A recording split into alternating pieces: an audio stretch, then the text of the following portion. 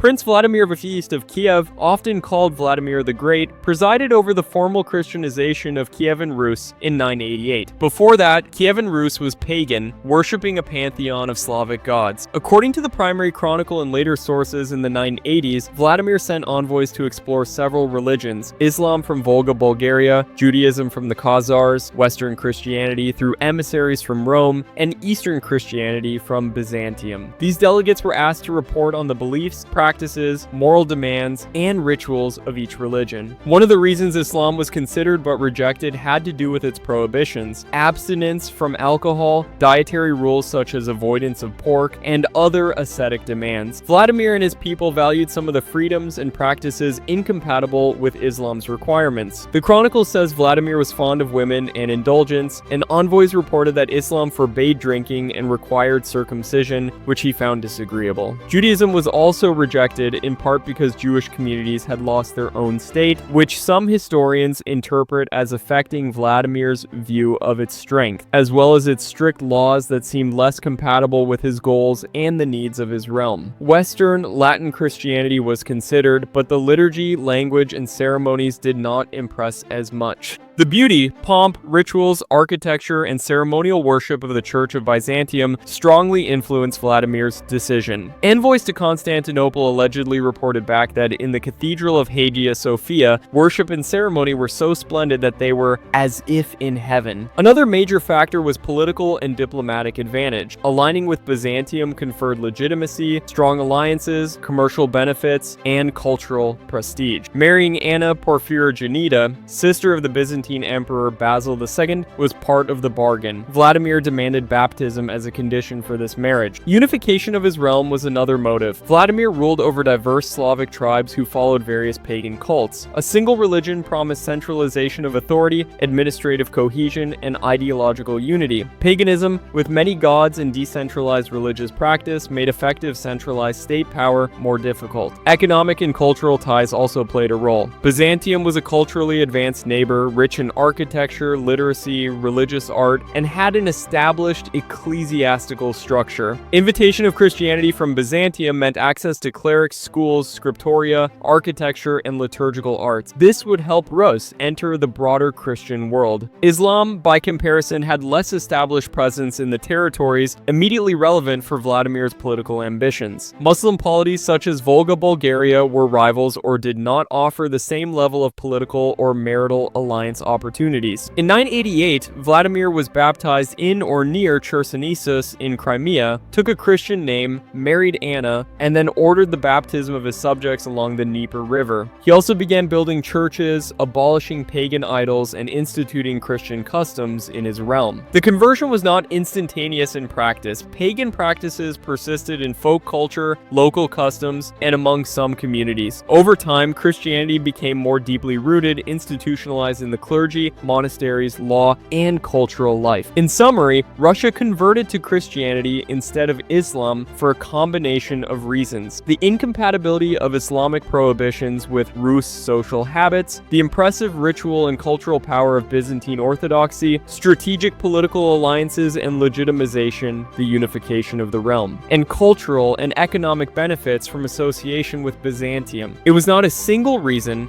but this interplay of religious, political, cultural, and societal factors that led to the choice of Christianity over Islam.